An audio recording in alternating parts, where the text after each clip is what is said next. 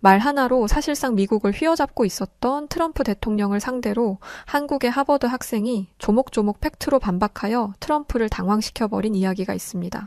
이게 믿겨지시나요? 이는 전 세계적인 매스컴을 타며 조명받기도 했다는데 과연 무슨 일이 있던 걸까요?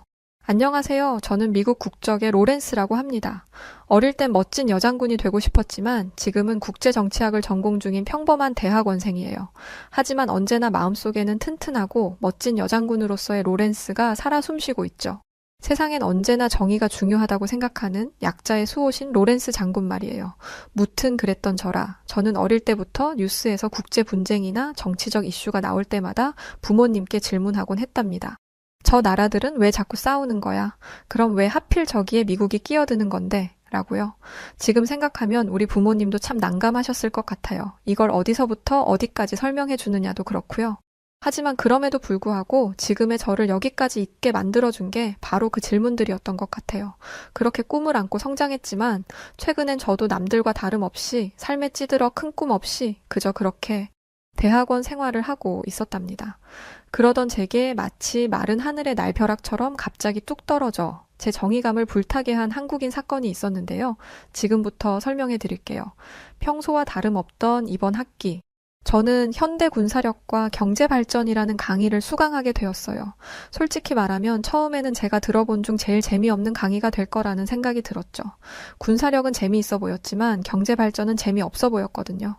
지루하고 졸릴 게 뻔하다고 생각했죠. 특히나 이 강의의 주제가 아시아 쪽으로 흐르기 시작할 때부턴 정말 관심이 뚝 떨어져서 이 강의 시간마다 졸기도 했답니다. 미국은 강대국이고 저는 트럼프의 기행을 따라잡아 이해하는 것만도 바쁜 상황이었거든요. 머나먼 아시아에 대해서는 특별히 깊이 알아본 적도 없었고 그저 학점 채우는데 필요한 부분일 뿐이라고 생각했어요. 그나마 제 머릿속에서 아시아는 그냥 포장 자주 해먹는 중국 음식과 독특한 애니메이션을 잘 만드는 일본 정도로 간단히 정리될 정도였죠. 물론 현대 군사력이라는 주제는 좀 달랐어요. 아직 제 안에 남아있는 여장군이 되길 꿈꾸던 어린 로렌스의 심장을 뛰게 하기에 충분한 매력이 있었으니까요. 아참, 군사력에 대한 제 견해를 먼저 말씀드리자면 저는 군사력의 핵심은 단순히 총이나 전차 같은 장비에만 있는 게 아니라고 생각해요. 저는 늘 군사력의 진정한 힘은 기술력과 전략, 이 두 가지에 있다고 믿어왔죠. 하드웨어만 강한 나라는 전쟁에서 승리할 수 없고 이를 얼마나 효과적으로 활용하느냐가 승패를 가르는 열쇠라고 생각하거든요. 예를 들어 세계 2차 대전 당시 독일의 에르빈 롬멜 장군이 그런 예시예요. 그는 사막의 여우라는 별명으로 불리며 기동전술의 교과서를 썼고 미국도 오마 브래들리와 같은 뛰어난 전략가를 통해 연합군의 승리를 이끌기도 했죠. 물론 최근에는 시대가 좀 달라지긴 했어요. 군사 전략도 중요하지만 여기에 더해서 기술의 중요성까지 부각되는 시대가 되었죠.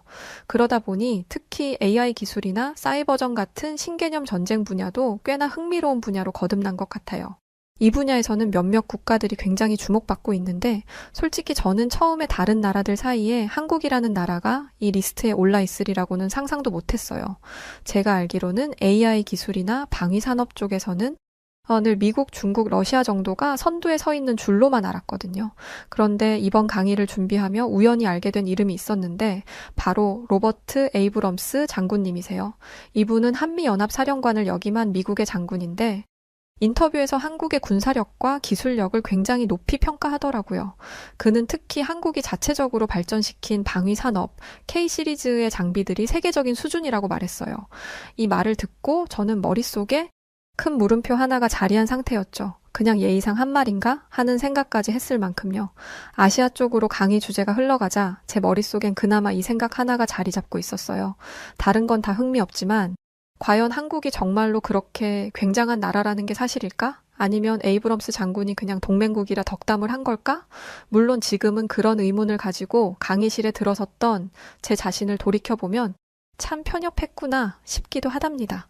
자, 본격적으로 이 이야기는 그날 강의실에서 벌어진 일로부터 시작됩니다. 첫 수업날 교수님께서는 군사력과 기술력이 국가의 위상에 어떤 영향을 미치는지 논의해보자는 주제로 강의를 시작하셨어요. 강의는 흥미롭게 진행되었고 정말 제 의문을 알고 계시기라도 한 듯이 강의 내용에는 한국이라는 나라가 자주 언급되기 시작했죠. 교수님은 한국의 방위비 지출과 방위산업 발전 상황, 그리고 나토 훈련에서의 성과를 보여주는 자료를 화면에 띄우며 열심히 강의를 하셨습니다. 그런데 그때였어요. 내 옆자리에 앉아있던 같은 미국 유학생 앤드류가 갑자기 손을 번쩍 들며 말을 꺼내더군요.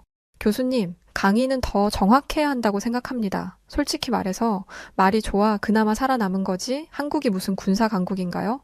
트럼프 대통령도 말씀하셨잖아요. 한국은 방위비도 제대로 내지 않고 미국 덕분에 지켜지는 나라라고요. 솔직해지자고요. 저는 한국이 군사력을 논할 자격은 없다고 보는데요. 앤드류의 발언은 강의실 분위기를 순식간에 얼어붙게 만들었습니다.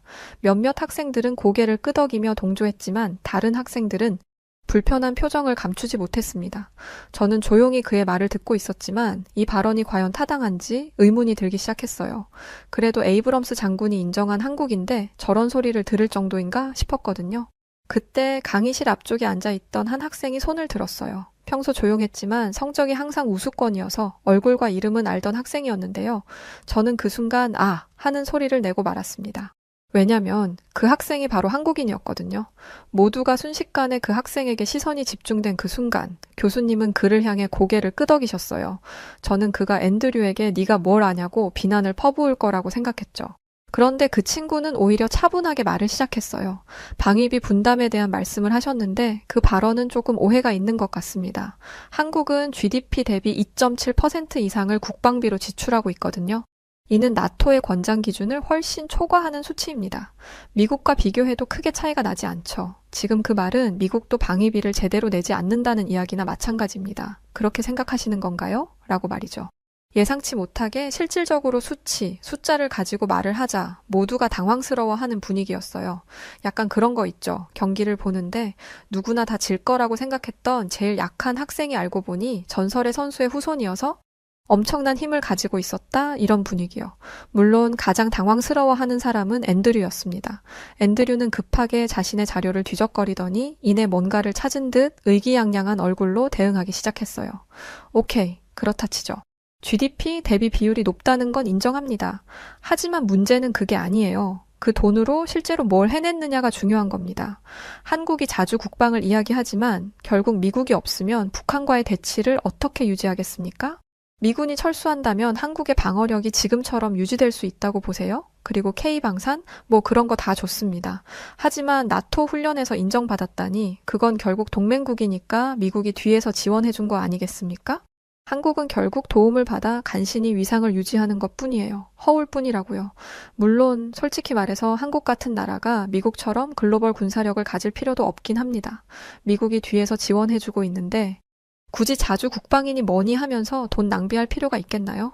제가 보기엔 그냥 효율적으로 미국을 활용하는 게 맞는 것 같아요. 지금처럼 꼭두각시 노릇이나 하면서 말이죠. 앤드류는 이런 식으로 논리를 펴며 미국의 영향력이 없으면 한국의 군사력이 과연 실질적으로 어느 정도인지 의문이라고 강조했어요. 나름 일리가 있는 말에 학생들은 맞다고 호응을 하기도 했죠. 저는 내심 마음 한켠으로는 한국인 학생이 이겼으면 하는 마음이 있었기 때문에 좀 안타까운 심정이었어요. 이대로 그냥 토론이 끝날 줄 알았거든요. 그런데 더 이상 할 말이 없을 줄 알았던 한국인 학생은 다시 매너 있게 손을 들더니 말을 이었습니다. 몇 가지 오해를 바로잡아 드리고 싶어요. 먼저 미군이 철수하면 한국이 스스로를 지킬 수 없을 거라는 주장은 근거가 부족합니다. 한국은 이미 세계에서 손꼽히는 자주 국방 체제를 유지하고 있거든요. 북한과 대치하는 상황에서 단순히 미국의 지원만을 의존했다면 지금처럼 안정적인 방어 체계를 구축하지 못했겠죠. 그리고 앤드류의 말과 다르게 나토 훈련에서 한국의 K2 전차와 K9 자주포가 보여준 성과는 단순히 미국의 지원 덕분이 아닙니다. 이 무기들은 한국의 독자적인 기술로 개발된 세계적 수준의 방위 산업 결과물이에요. 나토 소속 국가들, 특히 폴란드와 핀란드는 한국산 무기의 성능에 감탄하며 대량으로 구매 계약도 체결했는데요. 폴란드 대통령이 한국산 K9 자주포가 도착했을 때 직접 환영했다는 사실은 알고 계신가요? 정말 이런 부분들이 모두 고작 미국이 한국 뒤에서 지원을 해주고 있을 것 같다는 추측 때문일 거라고 생각하시나요? 나토 소속의 연합국들이 고작 그것 때문에 자신들의 방위를 한국에게 맡긴다고요? 강의실이 술렁이기 시작했습니다. 몇몇 학생들이 고개를 끄덕이며 흥미를 보였어요. 그리고 한 가지 더 말씀드리죠. 미국이 없다면 한국이 대북 방어를 유지할 수 없다는 주장은 역사적으로도 사실과 다릅니다. 이미 과거부터 말이죠. 1990년대 초 미군이 주한미군 철수를 검토했을 때 한국은 이미 자주 국방을 위한 대규모 방위 투자와 기술 개발을 시작했습니다. 그 결과 한국은 지금 세계적인 수준의 미사일 방어 체계, 탄도미사일, 그리고 해군 전력을 보유하게 되었어요. 앤드류처럼 1차적인 논리라면 지금 이 상황을 보았을 때 오히려 미국이 한국의 발전을 막고 있다고도 볼 수 있을 것 같은데 어떠신가요? 결국 한국은 단순히 미국 덕분에 살아남는 나라가 아니라 자국의 방어를 위해 끊임없이 노력하고 발전해온 나라입니다. 미국이 중요한 동맹국이라는 점은 부정하지 않아요. 하지만 그 도움을 받으면서도 스스로의 힘을 기르고 세계적으로 인정받는 방위산업 강국으로 자리 잡은 것도 부정할 수 없는 사실입니다. 자주국방이라는 개념은 허울이 아니라 한국이 실질적으로 이루어낸 결과물이에요. 앤드류의 희망과는 다르게 말이죠. 강의실은 잠시 침묵에 빠졌습니다. 몇몇 학생들이 조용히 박수를 치기 시작했고 곧 강의실 전체로 퍼졌어요. 마치 한 차례의 연설과도 같은 이야기에 저 또한 감탄을 금치 못했죠. 앤드류가 뭔가 한마디를 더 하려고 했지만 교수님은 이만하면 충분하다며 모두를 앉히셨어요. 교수님은 분위기가 좀 과열되긴 했지만 오늘 같은 논의야말로 교수님께서 원하시던 논의였다며 한국인 학생에게 높은 점수를 주겠다고 말씀하셨어요. 앤드류에게는 이에 대해 추가적인 자료 조사와 보고서를 써온다면 앤드류 역시도 좋은 점수를 주시겠다고 약속하셨죠. 서로 다른 관점을 통해 배우는 것이 이 강의의 목적이라면서 말이에요. 꽤나 멋진 강의 현장이었어요. 비록 주인공은 제가 아니었지만 말이에요. 그날 이후 저는 한국이라는 나라가 더 궁금해지기 시작했어요. 저렇게 조그만한 나라가 뭐라고 이렇게 세계에 영향력을 줄 수 있는 걸까 싶기도 했죠. 저는 별 생각 없이 인터넷 검색을 한번 해보기로 했어요. 그런데 생각과는 다르게 기다렸다는 듯이 놀라운 사실들이 쏟아져 나왔죠. 첫 번째로 한국은 전쟁의 폐허에서 불과 몇십 년 만에 경제 대국으로 성장한 나라였어요. 현대자동차, 삼성전자 같은 글로벌 기업들은 물론이고 문화예술과 같은 소프트 파워로도 세계에 큰 영향을 미치고 있더군요. 하지만 물론 그 중에서도 제가 가장 관심을 가진 건 한국의 군사력이었어요. 앤드류의 말과 다르게 한국은 GDP 대비 방위비 지출이 세계 최고 수준에 속했고 한국인 학생이 했던 얘기처럼 K2 전차와 K9 자주포 같은 첨단 무기는 나토 훈련에서 폴란드와 핀란드의 강력한 호평을 받으며 대량 계약으로 이어졌더군요. 더군다나 세계 2위의 AI 기술력과 전 세계적으로 수출되는 방위 산업의 성공 사례들까지 단순히 동맹국의 도움만으로 이루어진 것이 아니라는 점이 명확해 보였어요. 심지어는 충격적인 사건도 하나 있었는데요. 이건 다 아실 수도 있어요. 거의 10년 정도 된 사건인데요. 바로 트럼프 전 대통령과 한 한국계 하버드 학생 간의 일화였죠. 2016년 도널드 트럼프는 미국 대선 후보로 활동하며 공개적으로 한국은 방위비를 제대로 부담하지 않고 미국에 의존한다는 주장을 여러 차례 떨치고 다녔어요. 그는 미국이 한국을 지키는데 막대한 돈을 쓰고 있다면서 한국을 무임승차하는 나라로 묘사했죠. 당시 많은 미국인들이 그의 발언에 공감했고 일부는 한국이 정말로 미국의 자비 덕분에 유지되고 있다고 믿게 되었어요. 아무래도 저도 이런 이야기에 영향을 받아서 한국이 약하다고 생각했던 것 같아요. 그러던 중 용감한 한 학생이 트럼프의 발언을 정면으로 반박한 사건이 생긴 거예요. 2016년 4월 하버드 대학에서 열린 트럼프의 선거 유세 중 한 한국계 하버드 학생이 공개적으로 트럼프의 주장에 이의를 제기한 겁니다. 학생은 한국은 GDP 대비 방위비 지출이 높고 미군 주둔 비용도 상당 부분 부담하고 있습니다. 오히려 일본과 비교해도 한국의 방위비 분담 비율이 더 높은데요. 트럼프 후보께서 말씀하시는 한국의 무임승차로는 사실과 다릅니다. 라고 조목조목 반박했어요. 트럼프는 그건 푼돈이잖아. 라고 소리치며 처음엔 농담으로 넘기려 했지만 학생의 논리적인 주장이 이어지자 약간 당황한 모습을 보였습니다. 그는 말끝을 흐리며 미국은 언제나 동맹국들에게 희생을 요구당한다는 말로 대화를 종결지으려 했지만 이미 그 장면은 많은 사람들에게 깊은 인상을 남기고 말았죠.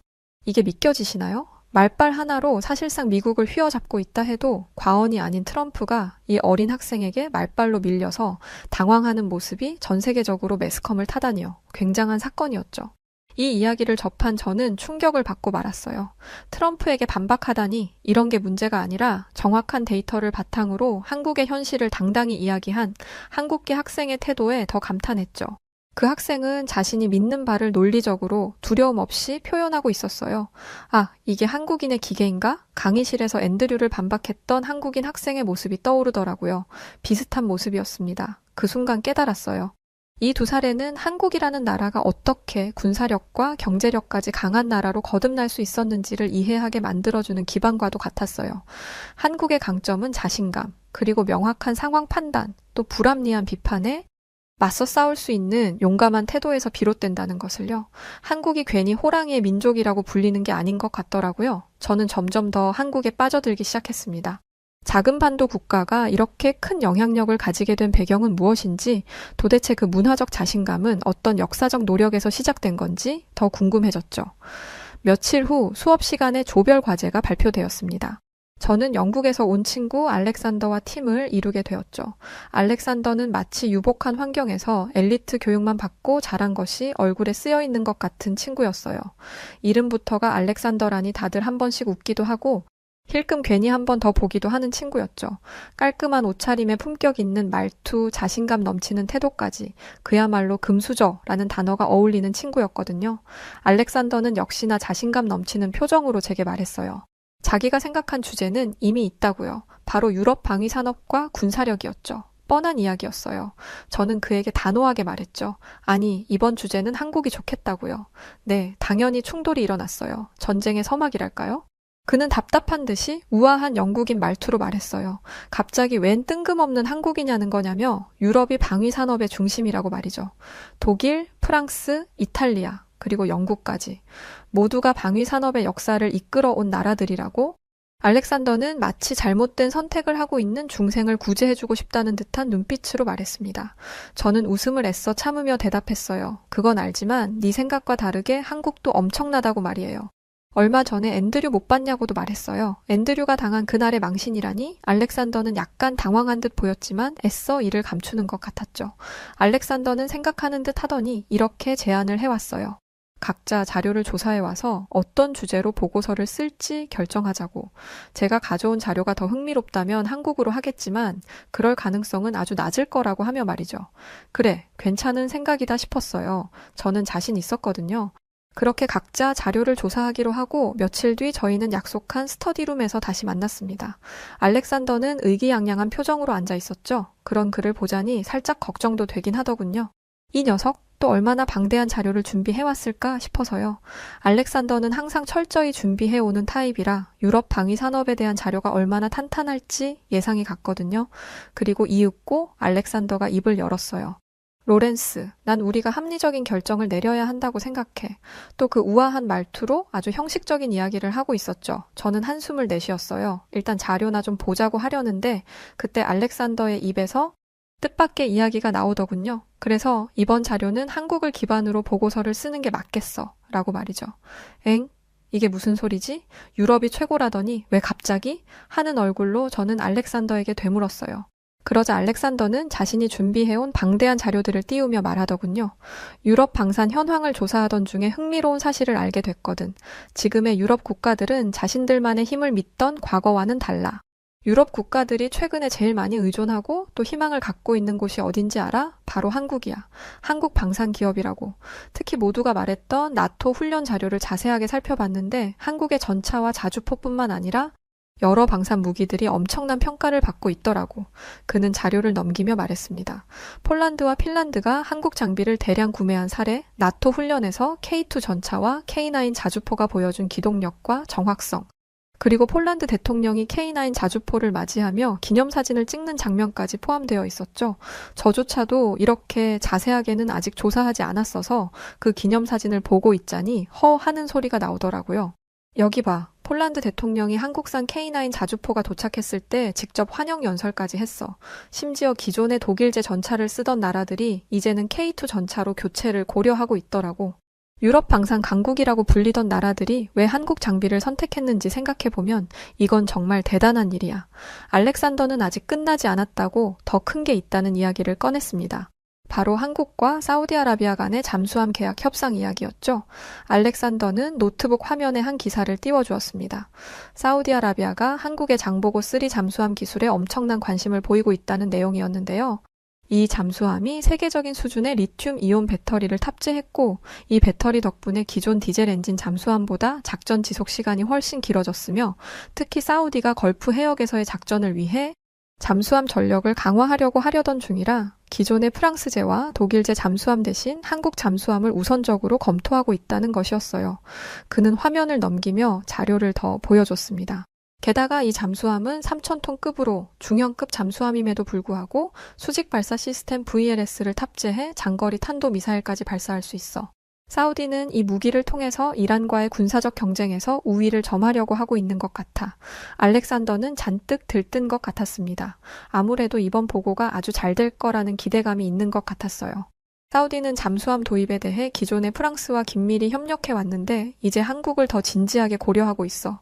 이미 사우디의 고위급 인사들이 한국을 방문해 기술 시연을 본 상태야. 프랑스 잠수함은 납기와 기술 요구를 제대로 맞추지 못했는데 한국은 이런 부분에서 큰 신뢰를 얻고 있는 것 같더라고. 그 이야기를 듣고 있자니 저는 머릿속에 백조가 떠올랐어요. 물 밖에선 우아하지만 물 밑에선 쉼없이 발장구를 치고 있다는 그 백조가 말이에요.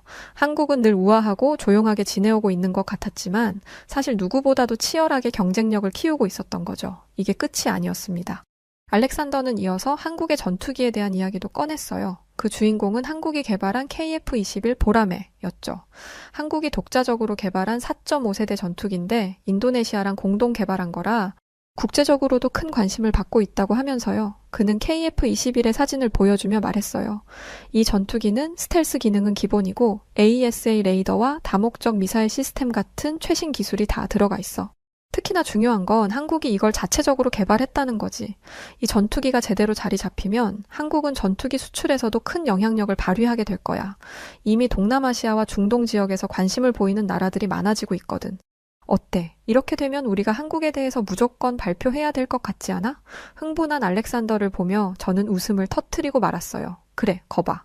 내가 한국에 대해서 발표하자고 했잖아? 라는 말이 턱끝까지 올라왔지만 그냥 말하지 않기로 했죠. 알렉산더가 저보다도 더 한국에 푹 빠진 것 같았거든요. 알렉산더는 한국이 완전히 새로운 수준의 방산 강국으로 자리 잡으려 하고 있다며 전차, 자주포, 잠수함, 그리고 이제 전투기까지 한국은 글로벌 방산의 모든 주요 분야를 커버할 수 있는 나라가 되었다고 평가했어요. 맞는 말이었죠. 그날 우리는 결국 주제를 한국으로 확정했습니다. 한국의 방위 산업과 그들이 세계에 미친 영향을 탐구하는 과제는 이제 저와 알렉산더 모두에게 흥미로운 도전 과제가 되었죠. 처음에 어떻게 유럽을 두고 한국 같은 이야기를 하느냐며 코웃음을 치던 알렉산더의 모습이 떠올랐지만 애써 참아보기로 했어요. 어쨌든 이젠 열심히 하니까요. 하하. 발표 당일, 저는 발표 자료를 들고 미리 세팅을 하기 위해 일찍 강의실에 들어섰습니다. 그런데 강의실 구석에서 들려오는 익숙한 목소리에 걸음을 멈추게 되었죠. 바로 앤드류였습니다. 그런데 대화 주제가 심상치 않더군요. 앤드류는 언제 왔는지 몇몇 학생들을 모아놓고 한국에 대한 비난을 늘어놓고 있었어요. 그놈의 검은 머리 동양인들을 왜 그렇게 싫어하는 건지 모르겠지만 속으론 그랬죠. 그래도 한국을 건드는 건 좀 오바지라고요. 앤드류는 학생들 사이에 껴서 이런 말을 하고 있었습니다. 내가 말했지? 한국 같은 나라는 자립할 수 없다고. 너희들 한국이 얼마나 후진적인 곳인지 알아? 아직도 길거리 노점에서 밥을 파는 게 걔들의 주요 경제 활동이야. 제대로 된 기술력은 전부 외국에서 가져다 쓰는 거고 미국 없이는 아무것도 못한다고. 앤드류는 거의 90년대에나 있었을 법한 이야기를 사실인 양 떠들어대고 있었습니다. 저는 듣다 못해 한 걸음 다가갔어요. 근데 그런 저를 추월해서 가는 자가 있었으니 바로 영국인 알렉산더였죠. 알렉산더는 특유의 그 우아한 말투로 말했어요. 앤드류, 도대체 그런 낡아빠진 정보는 어디서 얻는 거지? 라고 말이죠. 앤드류는 갑작스런 알렉산더의 등장에 당황한 것 같았어요. 그 나긋한 말투로 먹이는 지적이라니. 알렉산더는 학생들에게 오늘 우리의 발표를 들어보라고 말하고는 자리로 돌아갔죠. 모두가 킥킥거리는 가운데 이윽고 저희 조의 발표가 시작되었어요. 알렉산더와 저는 차례로 한국의 K2 전차와 K9 자주포의 나토 훈련 성과, 폴란드와 핀란드의 대량 구매 계약, KF-21 전투기의 개발 과정, 그리고 사우디아라비아와의 장보고3 잠수함 협상까지 심도 깊은 이야기를 발표했습니다. 특히 한국의 기술력과 자립적 방위 전략이 단순히 동맹국에 의존하는 것이 아니라 글로벌 무대에서 신뢰를 얻어낸 결과라는 점을 강조했죠. 발표가 끝난 후 강의실은 조용했습니다. 앤드류를 포함한 몇몇 학생들이 멍하니 우리를 바라보는 모습을 보니 우리가 전달하고자 했던 메시지가 제대로 전달된 것 같았죠. 결과는 네, 성공이었어요. 그날 이후 저와 알렉산더는 자연스럽게 한국 방위 산업에 더 깊은 관심을 가지게 되었습니다. 단순히 보고서를 위한 연구로 시작했지만 어느새 우리는 한국의 방위 산업이 가진 잠재력과 혁신성에 완전히 빠져버려 있었죠. 제 안에 어린 여장군 로렌스가 꿈틀대는 것 같았어요. 결국 저와 알렉산더는 이야기 끝에 결단을 내렸습니다. 어떤 결단인지 궁금하시죠? 바로 한국 방위산업체에서의 글로벌 인턴십이에요. 이제 우리는 목표를 구체화하고 있어요. 알렉산더는 이미 영국의 명문 사립학교에서 공부하며 탄탄한 네트워크와 경험을 쌓아온 터라 글로벌 기업에 지원하는 데 자신감이 넘쳤죠. 저도 도와주었고요. 저도 국제정치학을 공부하며 쌓아온 데이터 분석 및 국제관계에 대한 이해를 무기로 삼아 방위산업 기업에서 일할 가능성을 탐색하기 시작했죠. 특히 우리는 한국의 대표적인 방산 기업인 한화디펜스, 현대위아, LIG 넥스원과 같은 회사들에 대해 철저히 조사하며 인턴십을 준비하기 시작했어요.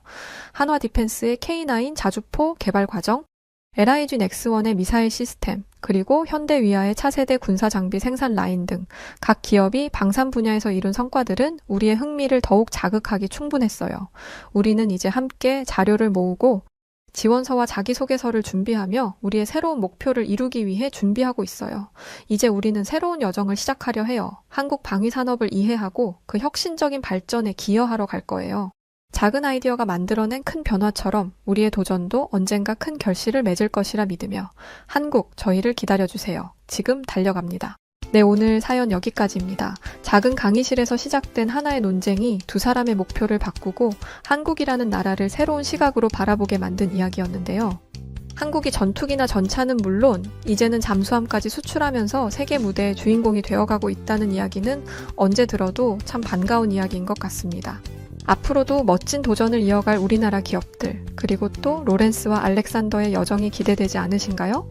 그럼 저는 사연을 전해드렸던 여우튜브 송은지였습니다. 다음에 또 더 기대되는 다른 이야기, 다른 사연자의 사연으로 다시 돌아오겠습니다. 영상 끝까지 시청해주신 모든 분들 감사드리고 항상 사랑 주셔서 진심으로 고맙습니다. 사랑합니다. 당신만의 유튜브